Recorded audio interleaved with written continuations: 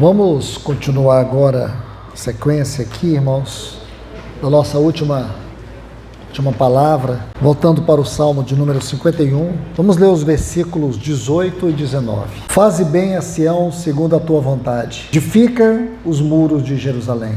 Então te agradarás dos sacrifícios de justiça, dos holocaustos e das ofertas queimadas, e sobre o teu altar se oferecerão novilhos. Vamos orar. Ó Deus querido e Pai, em nome de Jesus, Senhor, nós estamos aqui agradecidos ao Senhor por nos trazer até aqui na Tua Palavra. Pedimos que o Senhor ainda nos dê esse tempo, onde possa o Senhor ganhar o nosso coração. O Senhor tenha caminho em nós, através da Tua Palavra. Que o Senhor possa verdadeiramente obter aquilo que o Senhor desejou ter nesses dias. Vem glorificar o Teu nome na vida de cada pessoa aqui, Senhor. Vem, Senhor, e com o zelo do Senhor pela Tua Palavra, nos edifica, Senhor. Nos ajude. Nós te pedimos em nome de Jesus. Amém. Amados irmãos, irmãs, prestemos atenção mais uma vez aqui nos versículos 18 e 19. Interessante como esses versículos estão dispostos aqui. Davi diz assim: faze bem a Sião, segundo a tua boa vontade, edifica os muros de Jerusalém.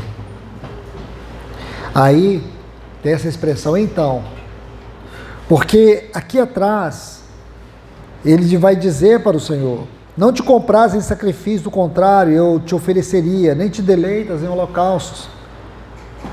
Aí ele diz: sacrifícios a Deus são espírito quebrantado, coração compungido e contrito. Ó Deus, tu não desprezarás. Aí observe: faze bem a Sião, segundo a tua boa vontade, edifica os muros de Jerusalém. Então o Senhor vai se deleitar nos sacrifícios. Então o Senhor vai se deleitar nos holocaustos, com as ofertas queimadas. Então se oferecerão novilhos sobre o teu altar. Eu falo para vocês, irmãos, que esta parte é uma parte que requer de nós muito cuidado na leitura, porque parece algo desconecto e não está. Porque entre o versículo 14 e os versículos 17 e 18, nós temos os versículos 16 e 17. E é um conjunto de textos que precisam ser examinados juntos. Como nós vimos na mensagem anterior, Davi se encontrava numa situação, do ponto de vista da lei, irremediável.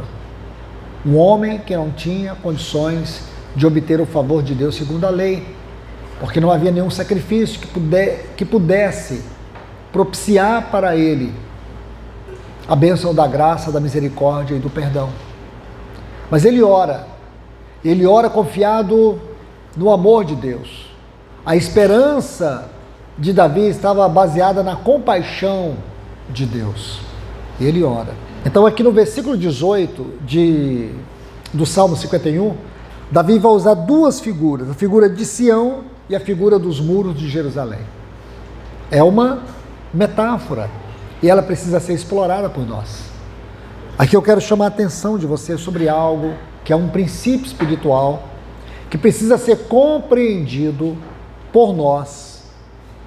Porque esse princípio, ele governa toda a palavra de Deus. O que é Sião na Bíblia? Na verdade, Sião, o que nós conhecemos, a cidade de Davi. Sião era como chamava a fortaleza de Jerusalém. Mas não é só isso, irmãos. Existe uma tipificação espiritual sobre Sião. Sião tem uma conotação elevada na aplicação e na interpretação espiritual. Quando diz aqui, faze bem a Sião, a palavra Sião significa fortalezas, significa um lugar alto. Porém, nós temos que entender qual é o aspecto espiritual de Sião. Se você busca a palavra Sião, você vai ver que ela é formada por 4 letras no hebraico.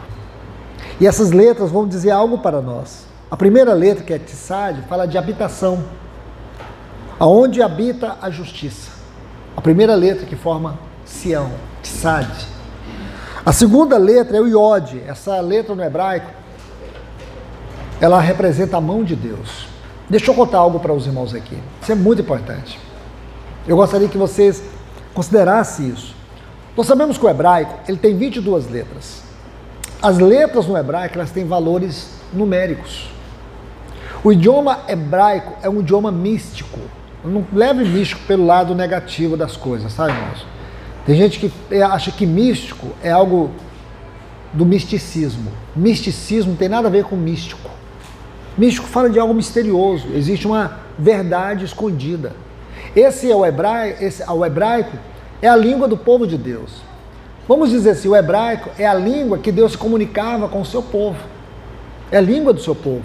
Foi a língua que Deus se revelou no Antigo Testamento.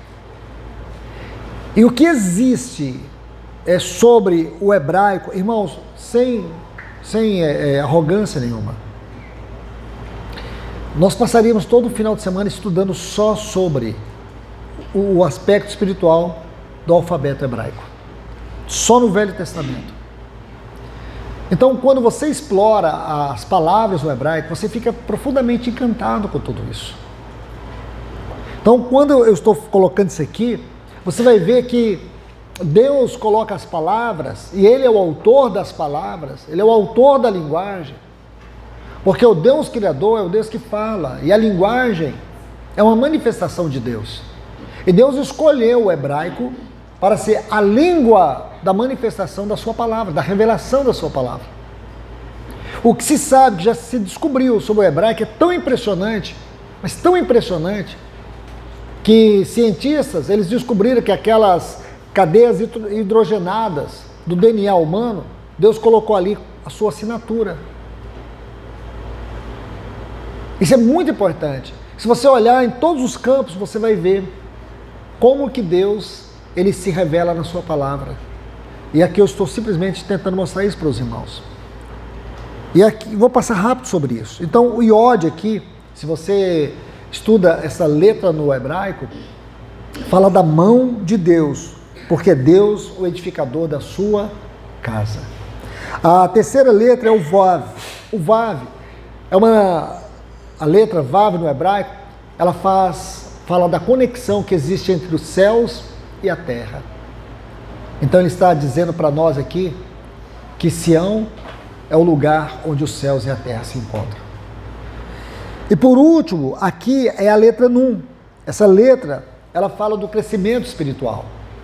Indica a vida, o crescimento espiritual.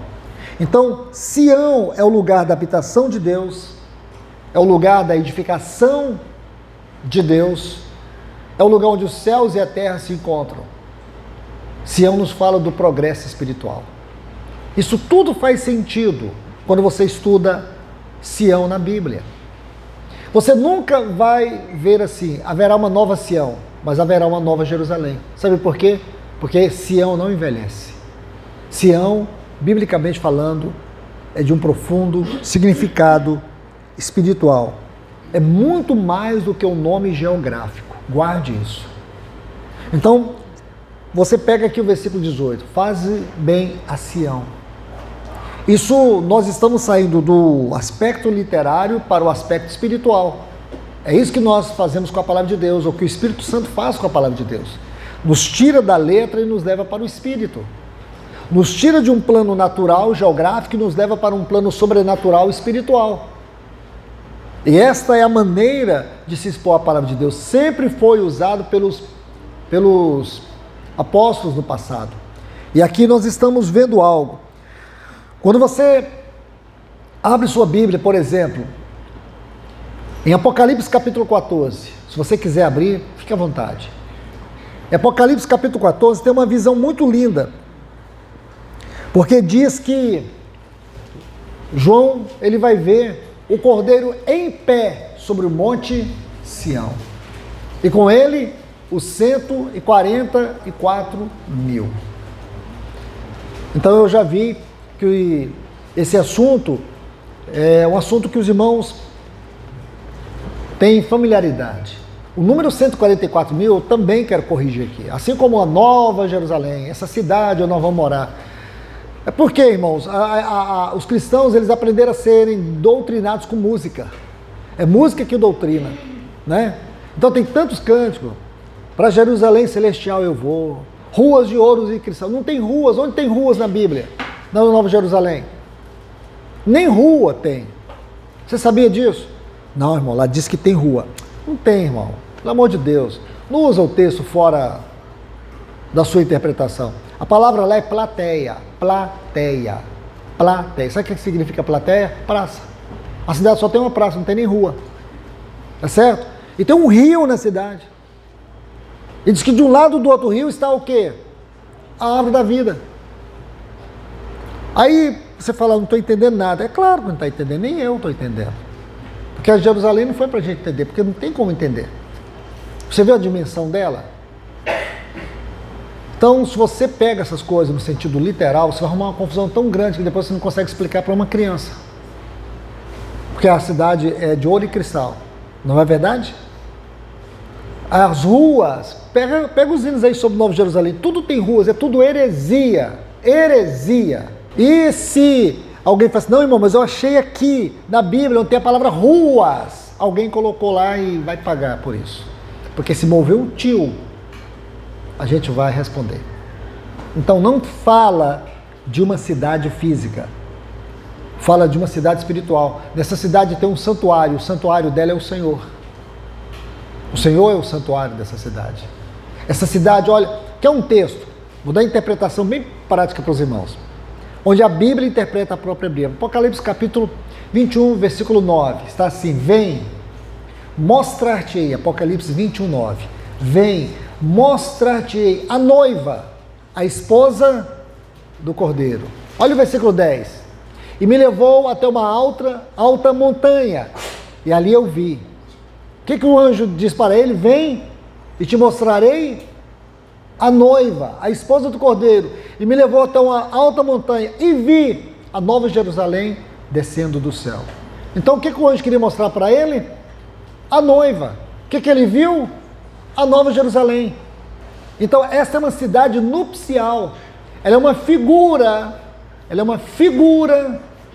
da igreja gloriosa. Simples isso, né, irmãos? Muito simples. Sabe por quê? A Bíblia explica a própria Bíblia. E quem são esses 144 mil? Aí o desavisado vai lá e lê Apocalipse 7. Está vendo aqui, irmãos? São todos os descendentes de Israel, de todas as tribos. Onde você arrumou isso, irmão? Você sabia que 10 tribos não existem mais? Eu não sei qual é a Bíblia que os irmãos... Muitas vezes os irmãos estão lendo, porque não é a palavra de Deus.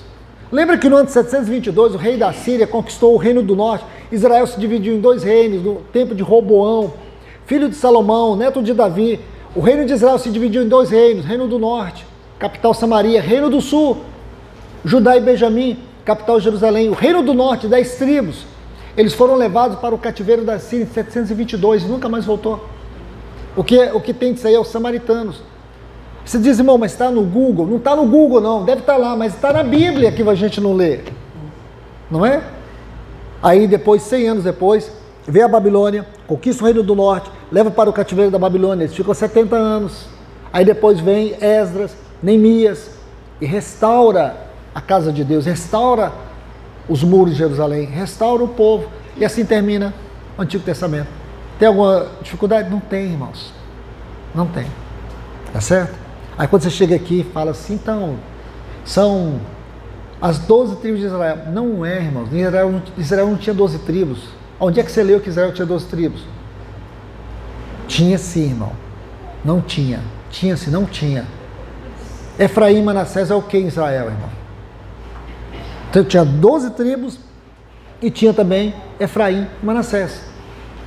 Só que você vai encontrar lá 12 tribos, certo, mas vai faltar 2. Procura aí Apocalipse capítulo 10, você vai ver, ou capítulo 7, você vai ver que lá não tem Dan e não tem Efraim. Cadê essas 2 tribos? Por que não está lá? Aí o desavisado não sabe explicar. É mistério, irmão. É mistério. É. Não é mistério. É ignorância mesmo. Tá certo? Aí tem que ler 1 Reis capítulo 12, aí tem que ler todo o livro de Osés para saber por que 1 Reis 12, porque Dan não está lá. Livro de Osés, por que Efraim não está lá? Tá certo? Pecado da idolatria. O pecado da carnalidade. Isso é espiritual. Aí você vai ver que a carnalidade, a idolatria, aqueles que praticam idolatria é uma condição do coração. E carnalidade também é outra condição do coração. Só que uma tem a ver com vida devocional, com a perversidade devocional, e a outra tem a ver com a perversidade da nossa carne. É assunto para uma conferência, né, irmãos? Então, não vai por esse caminho não, você vai diluir a revelação e vai perder a visão celestial da palavra de Deus. Os 144 mil, assim como a Nova Jerusalém, é um número profeticamente representativo. Se você pegar aqui no capítulo 7, temos 144 mil. Quando você vai para o capítulo 14, tem os 144 mil. Aqueles são os seguidores do Cordeiro que estão com ele no Monte Sião. Aqueles que o seguem aonde quer que ele vá. Aí quando você chega no capítulo 21, o que você encontra? A Nova Jerusalém. Aí vai dizer que essa Nova Jerusalém, ela tinha 12 fundamentos. Aí ele vai medir esta Nova Jerusalém. E a metragem ali é 144 côvados. Aí você fala, mas o que tudo isso tem a ver com a Bíblia? Irmãos, tem tudo a ver com a Bíblia. Você vai pegar os 144 côvados do capítulo 21 ali da Nova Jerusalém e vai para as tábuas do tabernáculo. Você vai ver que o tabernáculo, ele tinha 48 tábuas. Certo? E cada tábua tinha 2 pés de bronze. Então 48, eu não sou bom de matemática não, mas 48 mais 48 são 96, é isso mesmo? E 96 mais 48 é quanto? 144.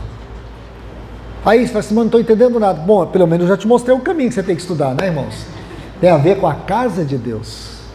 Tá certo? Então, nada fora disso, irmãos. Só dando um toque aí, depois vocês vão ver essa palavra, vão pegar isso, vão assim, nossa, realmente, não é o irmão Luiz que tem razão, é a palavra de Deus que tem razão. Amém? Eu não tenho razão nenhuma, eu só estou dizendo o que a Bíblia diz. Então vamos lá, vamos estudar sobre Sião, porque aqui a gente vai ver, como eu citei, Apocalipse capítulo 14. Agora, por favor, vá comigo aqui em Hebreus capítulo 12. A gente vai ver uma citação linda de Sião aqui. Hebreus capítulo 12, versículos 22 e 23. Está assim, mas tende chegado ao Monte Sião. Na nossa versão aqui, na maioria, tem assim, IA, né? Mas no texto original não tem esse izinho. Tende chegado a Sião, a cidade do Deus vivo. Não sei que se tem alguma versão que está assim, mas é a cidade do Deus vivo. Aí diz mais assim, a Jerusalém celestial, e a incontáveis hostes de anjos, e a universal assembleia, a igreja dos primogênitos, arrolado nos céus, e a Deus o juiz de todos, e aos espíritos dos justos aperfeiçoados.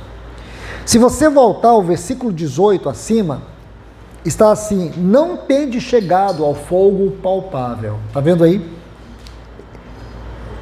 Do versículo 18 até o 21, aí a descrição é o Sinai. E lindo isso aqui, irmãos. Porque primeiro ele diz, não tende chegado. Depois ele diz, tende chegado. O que quer dizer isso? Os versículos 18 a 21 de Hebreus, capítulo 12, aponta para o Monte Sinai. Lembra quando o povo chegou lá no Sinai, no capítulo 19 do livro de Êxodo? Quando eles chegaram ali, e aí eles se reuniram. Aí Moisés diz, olha, vocês se santifiquem, porque amanhã o Senhor vai aparecer no nosso meio. Seria a primeira aparição de Deus para todo Israel. E quando a presença de Deus veio, foi como que trovões, clangor de trombetas. Sabe o que o povo fez? Fugiu. Eles se esconderam, porque ali Deus ia dar a lei para eles. Percebe isso? Aí eles começaram a gritar e dizer assim, Moisés, fale tu a nós, não fale Deus.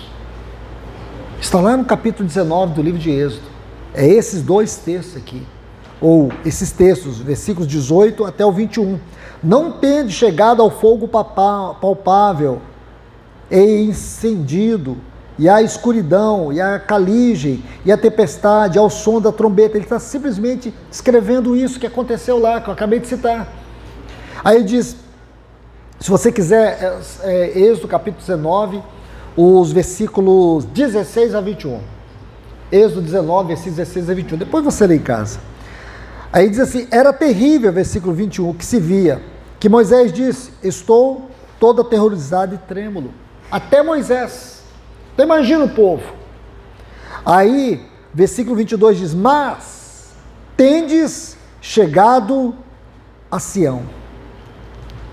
A Sião. É aqui que vocês chegaram. O que significa chegar a Sião? Então nós temos que pegar esse texto, também o versículo 1 do capítulo 14 de Apocalipse, para a gente interpretar o que Davi está ensinando, o que o Espírito Santo está ensinando para nós, através do Salmo 51. Faze bem a Sião. Aqui nós vamos ver Sião. Sião representa o coração e o pensamento do propósito de Deus em relação ao seu povo. Escute o que eu estou te falando. Sião representa o coração e o pensamento que Deus tem acerca do seu povo. Sião representa os filhos maduros de Deus, os ruiós. Isso é Sião, porque serão os ruiós que irão compor a nova Jerusalém. Você vai se lembrar que foram os valentes de Davi que conquistaram a Sião. Foram os seus valentes. E é uma figura dos cristãos maduros. Então Davi está dizendo isso para nós. Faze bem a Sião. Aí sim, então Deus vai receber o sacrifício. O sacrifício daqueles que são maduros. Capítulo 8, vou dar aqui como que um dever de casa para os irmãos. O capítulo 8 de Romanos, Paulo vai tratar sobre a diferença dos ruiós, filhos maduros, e dos tecnon, que são os bebês espirituais, aqueles que estão crescendo. Então Paulo vai mostrar essa grande diferença. É muito importante a gente entender isso. O que é uma igreja madura e o que é uma igreja que ainda é infantil, tecnon. Uma igreja que precisa crescer. Sião representa os ruiós. Sião representa esses vencedores que nós encontramos ali na descrição das 7 cartas às igrejas da Ásia. Esses vencedores. Então Sião representa isso. E aí Davi vai dizer, edifica os muros de Jerusalém. Biblicamente falando, assim como Sião é uma figura, os muros de Jerusalém também é uma figura, é uma metáfora. Os muros de Jerusalém, ou muro na Bíblia, significa o testemunho do Senhor. Porque é o testemunho do Senhor que nos separa. É o testemunho do Senhor que nos guarda, que nos protege. É o que nos diferencia do mundo ou de qualquer outra forma de religião. É o testemunho do Senhor. Então, muro é uma figura do testemunho do Senhor. Aquilo que divide e caracteriza e evidencia o que é de Deus e o que não é de Deus. A restauração dos muros de Jerusalém no livro de Neemias fala justamente disso. Então, primeiro em Esdras é restaurado o altar e a casa de Deus. Em Neemias é restaurado os muros e o culto a Deus. E tudo isso está intimamente ligado. Então agora, de uma maneira surpreendente, o Espírito Santo inspira Davi a colocar esses dois textos que, como eu disse no início, parece que não tem conexão com nada no Salmo. Irmãos, aparentemente sim, espiritualmente não, porque nós não estamos estudando a oração de Davi, nós estamos estudando a palavra de Deus, o que foi que Deus soprou naquela oração para nós. Porque tudo, como diz Romanos 15, tudo o que foi escrito para a nossa edificação. Então aqui nós estamos extraindo a vida da palavra. E agora nós vemos essas duas figuras, Sião e os muros. O que significa o sentimento, o pensamento de Deus no sentido mais elevado em relação ao seu povo e o que é o testemunho de Deus no meio do seu povo. Porque se da agora em diante nós estudarmos o Salmo 51 de trás para frente, porque veja que ele começa assim: tem misericórdia de mim, ó Deus, e termina: faze bem a Sião, edifica os muros de Jerusalém.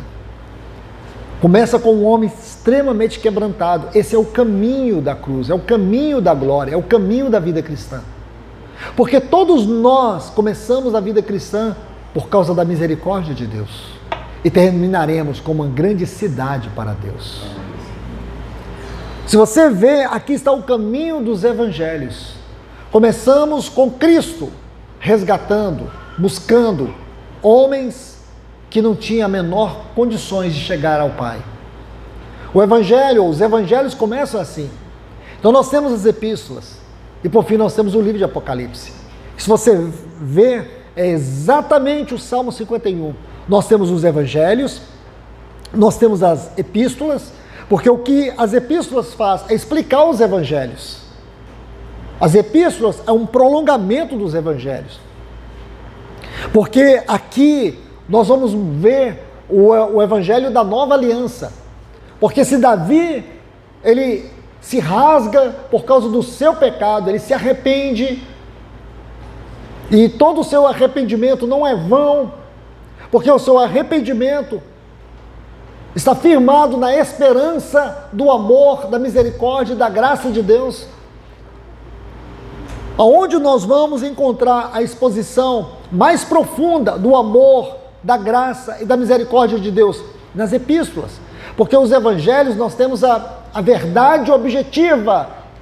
Tudo que Cristo viveu, tudo que ele pregou, ensinou.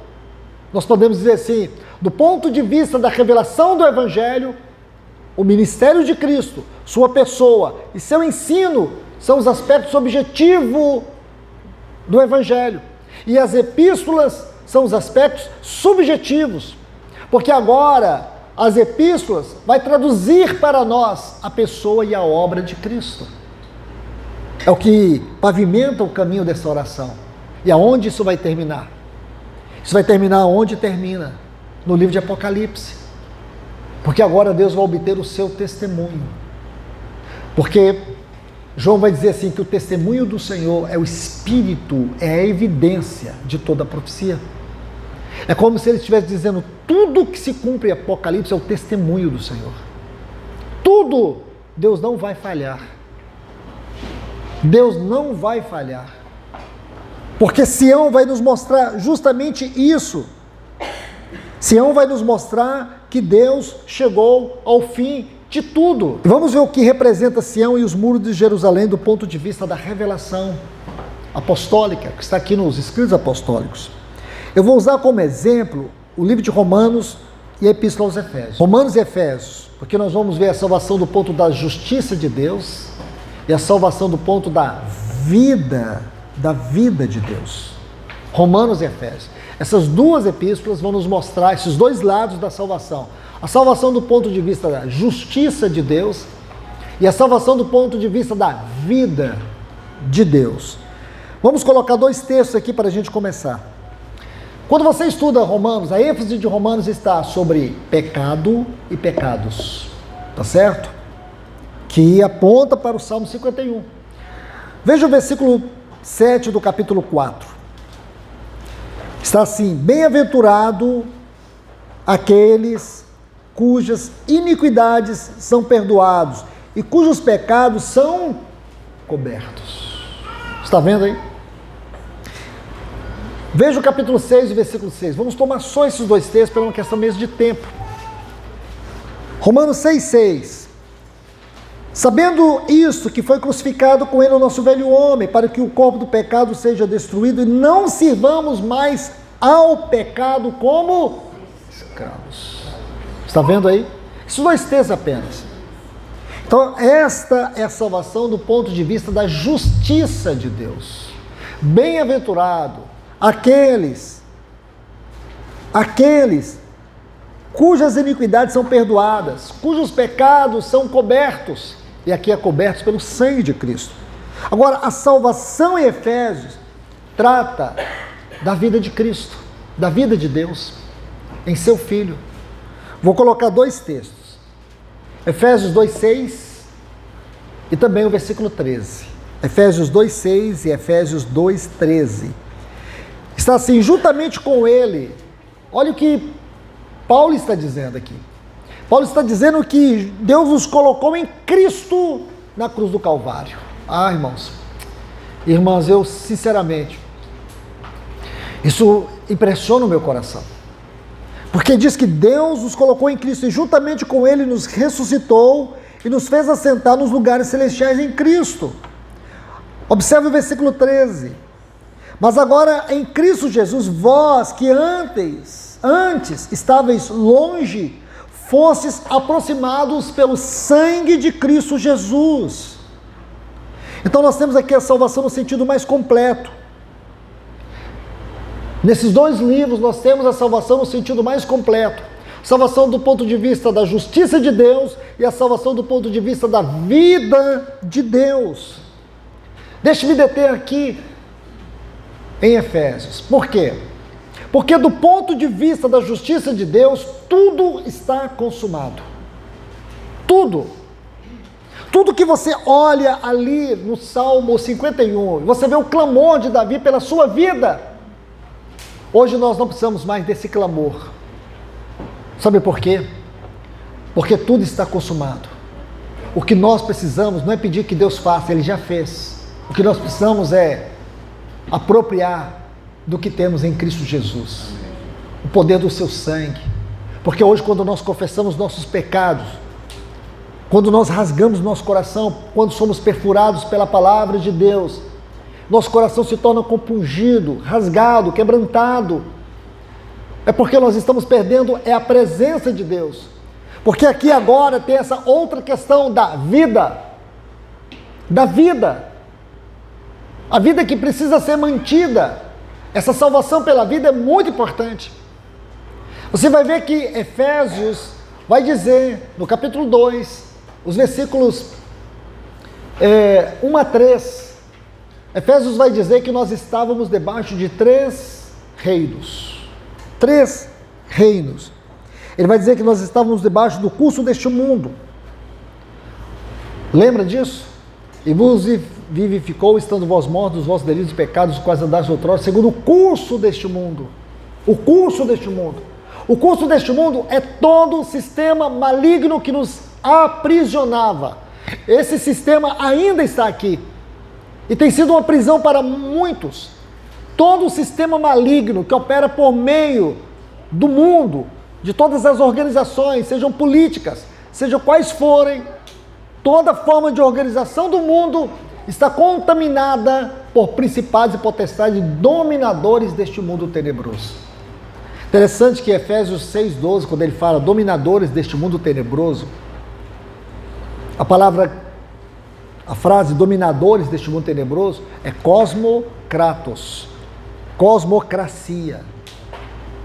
É uma forma também de dizer democracia, não é de demo, é de demônio mesmo. Existem demônios em toda forma de cracia que a gente vê hoje. E nenhum cristão vai mudar isso. Oh, não vai mesmo, irmão. Não adianta ficar bravo comigo. Não vai. Pode ser de onde for, não vai mudar. Sabe por que não vai mudar? O mundo vai de mal a pior. O nosso descanso não é aqui. A nossa política não é terrena. A nossa política é celestial. Porque o que está acontecendo na Rússia, o que está acontecendo na China, o que está acontecendo nos Estados Unidos, o que vai acontecer no Brasil, está acontecendo, não muda nada no reino de Deus. Porque o nosso rei vai vir. Ele vai esmagar todos os poderosos desse mundo. O nosso reino não é deste mundo, como o dele não é, o nosso também não é. Então não coloque esperança em homens dessa terra. A nossa esperança está no céu. Amém. A nossa cidade é celestial. A nossa esperança é celestial. Toda a nossa certeza é celestial. É isso que nós temos que olhar. Eu vejo muitos cristãos aí brigando por causa de política. Conheço comunidade onde os irmãos, alguns pararam de ceiar porque diz que lá tem tem pessoas da esquerda que sei, então eu não vou partir o pão com esquerdista, né, irmãos? Que coisa absurda, irmãos. É um Deus muito barato, um evangelho muito barato, uma cruz muito barata, uma salvação muito barata que esse povo abraçou, sabe? Isso não é de Deus, isso é maligno. Cosmocracia. É aqui que está a palavra. Todos nós estamos debaixo do custo deste mundo, mas não somente isso. Então, do ponto de vista externo, todos nós estávamos debaixo disso. Hoje não estamos mais. Por isso que eu estou falando isso. É porque nós não estamos mais. Está certo? Nós não estamos mais. Mas estávamos. Hoje não estamos mais. Mas ele vai dizer que também estamos debaixo da potestade do ar. Observe isso. Essa é uma esfera mais alta. Essa potestade do ar aqui é uma esfera maligna, onde demônios, que são chamados lá em Efésios 6, hostes espirituais da maldade. Essas hostes são aqueles demônios que atuam na moralidade ou na imoralidade, nos vícios. A palavra aqui é farmakeia no grego, que vem de farmácia, que vem de drogas, que vem de vícios. Então todos nós estamos debaixo desses dois reinos. Externo era a cosmocracia. Acima de nós a farmakeia, os demônios, as hostes. Agora, muito mais, havia também um outro reino. Quando ele diz assim, aí em Efésios 2, as inclinações da nossa carne. Então havia um reino acima de nós, havia um reino em torno de nós e havia um reino dentro de nós, as inclinações da nossa carne. É assim que Paulo vai dizer nos versículos 1 a 3, onde nós estávamos. Mas aí tem, para mim, junto com João 3,16, se sobrasse só esses dois versículos da Bíblia, irmãos, não precisaria de mais nada. Olha o que diz o versículo 4, mas Deus, sendo rico em misericórdia, por causa do grande amor com que nos amou, estando nós mortos e debaixo do curso deste mundo, da potestade do ar, das inclinações da nossa carne, nos deu vida, juntamente com Cristo, pela graça sois salvos. Está vendo aí? Que coisa maravilhosa. Então o mundo está fora de nós, as potestades acima de nós e as inclinações da carne dentro de nós. A graça veio e destruiu tudo. A graça é libertadora. A graça nos libertou das inclinações da nossa carne, dos poderes deste mundo e dos poderes das hostes espirituais da maldade. Então nós estávamos mortos em ofensas e pecados. Vivíamos uma vida sob a perspectiva do mundo e éramos governados por espíritos malignos. Assim éramos nós. Agora você vai ver que a salvação em Efésio, ela vai apontar para a questão da vida. Porque não é uma salvação que nos livra de uma condição. Romanos nos livra, mostra que a salvação nos livra de uma condição. A justiça de Deus mudou a nossa condição de condenados para justificados. Romanos 5:1. Justificados, pois, mediante a fé, temos paz com Deus.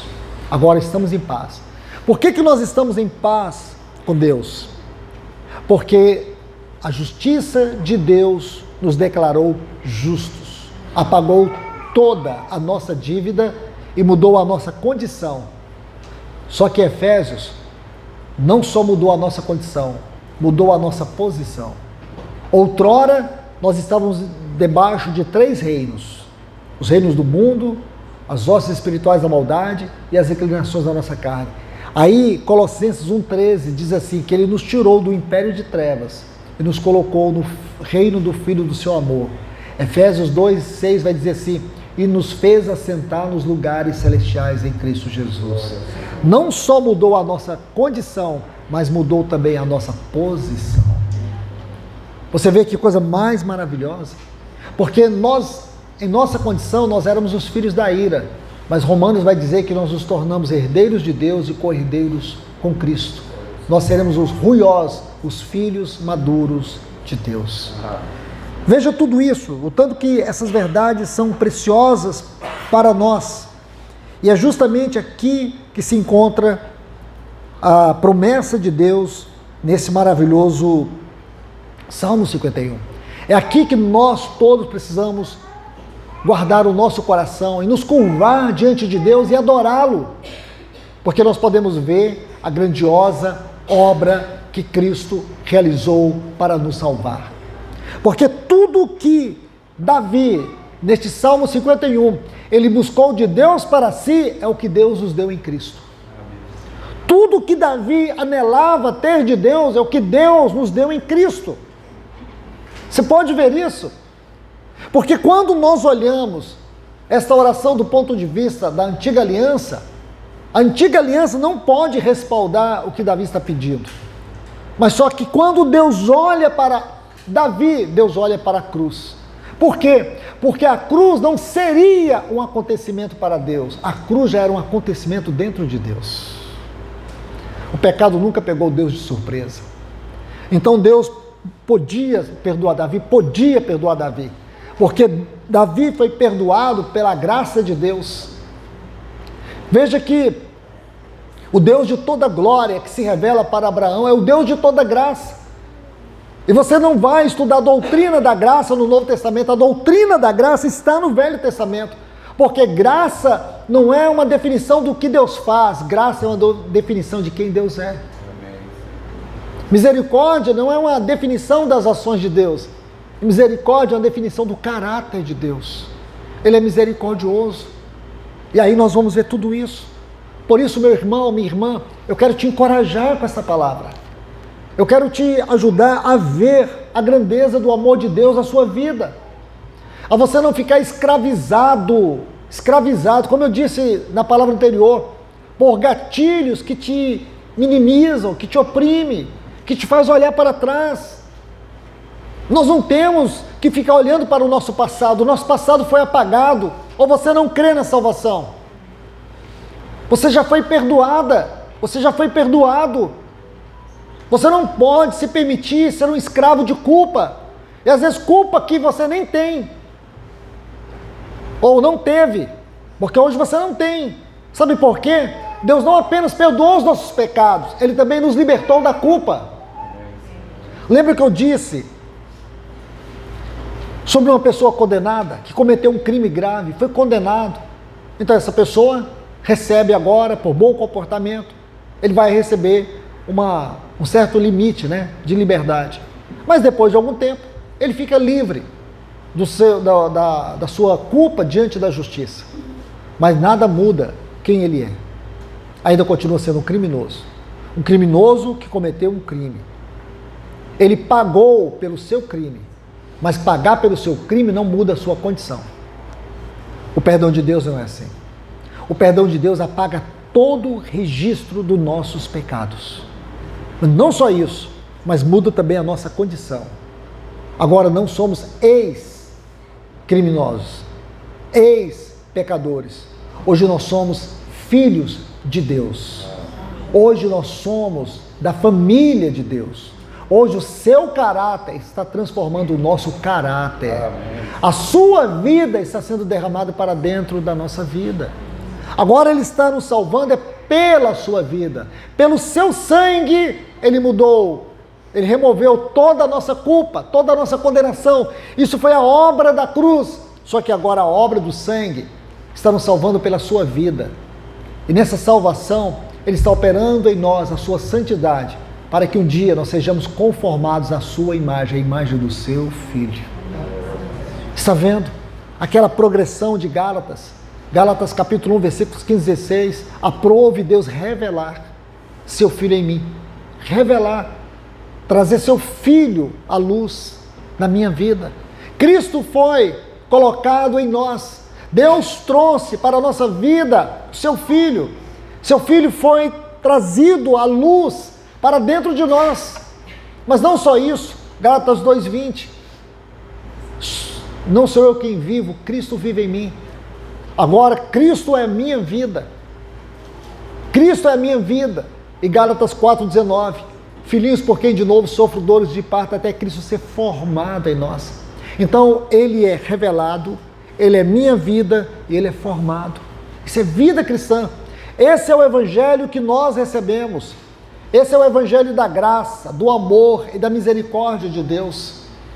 Então nós temos que estar seguros nisso. Por isso nós não temos nenhum direito de sermos uma igreja medíocre, um povo medíocre. Nós não podemos ser, porque a obra que Deus efetuou em Cristo Jesus para nos salvar é uma verdadeira teodiceia. É o maior acontecimento do universo, foi a morte de Cristo na cruz do Calvário para nos salvar. O maior acontecimento de Deus, a maior ação de Deus, não foi a criação do universo. A maior ação de Deus foi levar na cruz do Calvário o seu Filho para tomar o meu e o teu lugar. Está vendo, irmãos? Que o Senhor possa abençoá-los com essas palavras. Que o Senhor possa tirá-los de toda a esfera de superficialidade. E que Ele tenha aqui, nessa região, uma igreja viva. Comunidades verdadeiramente vivas. Comunidades que verdadeiramente possam expressar o céu na terra. Cristãos maduros, fervorosos, fundamentados no Evangelho de vida. Porque esta é a obra de Deus no tempo final. Ele está restaurando a sua casa. E a restauração da sua casa não é estrutural. A restauração da sua casa é devocional. Ele está nos atraindo para uma esfera maior de culto, de louvor, de adoração, de consagração e de dedicação a Ele. Antes de sermos arrebatados fisicamente, Ele vai arrebatar os nossos afetos. Ele vai arrebatar a nossa mente. É isso que está acontecendo, irmãos. É isso que Deus está fazendo hoje. E nós precisamos estar envolvidos com o que Deus está fazendo na terra. Deus não está interessado aí nessas comunidades recheadas de entretenimento, do evangelho sem cruz, esse evangelho do glamour. Hoje se cria até sala VIP dentro dos locais de reunião. Irmãos, eu falo para vocês, essas coisas é uma verdadeira contradição ao que nós entendemos biblicamente falando sobre a edificação da igreja. O Senhor está edificando um povo para si, um povo zeloso, um povo especial, um povo de boas obras. O Senhor está nos tirando de um patamar de mediocridade, nos levando a viver um evangelho elevado, verdadeiro, não é só da compreensão, mas da conduta. Da conduta. É isso que o Senhor está fazendo nessa hora. Mas isso não será possível viver se nós não compreendermos a doutrina da graça. Não compreendemos o amor de Deus, não compreendemos a sua misericórdia, não compreendemos a obra do Calvário. Ficamos aqui na periferia e nos relacionando com Deus de forma religiosa. Então que o Senhor nos ajude. Amém. Que o Senhor verdadeiramente possa encontrar caminho aqui nessas assembleias. Porque não adianta tirar nome do local de reunião, não adianta dizer que nós nos reunimos debaixo de denominação, não adianta nada disso. Se nós somos completamente equivocados, ou estamos completamente equivocados quanto à doutrina da salvação, o que nós chamamos de fundamentos basilares da vida da igreja. Não adianta a gente restaurar a reunião da mesa e não ter uma compreensão da doutrina do Calvário. Não adianta, irmãos. Então que o Senhor nos ajude, porque isso vai mudar a nossa forma congregacional de viver, como também a nossa forma pessoal, que eu digo, vida devocional. Tudo isso precisa mudar em nós, para que o Senhor tenha um povo na terra, para que Ele tenha um testemunho, para que Ele tenha Sião, para que Ele tenha o testemunho dEle na sua casa, na sua igreja, no seu povo. Amém? Que Deus os abençoe. Pai, nós te agradecemos e te bendizemos, Senhor, por esse maravilhoso tempo que o Senhor nos deu aqui. Que a Tua palavra, Senhor, a Tua bendita palavra, possa triunfar sobre cada um de nós. Nos abençoe, Senhor. Abençoe nossas vidas. Continue Tua palavra ecoando em nosso espírito, Senhor. Continue Tua palavra falando a cada um de nós. Continue a Tua palavra batalhando na nossa alma, Senhor. Removendo tudo que não te agrada. Conceitos errados, entendimentos errados, condutas erradas. Tudo que tem danificado a Tua obra em nós, a Tua obra na Tua casa. Edifica o Teu povo, Senhor. Faz bem a Sião, como disse Davi.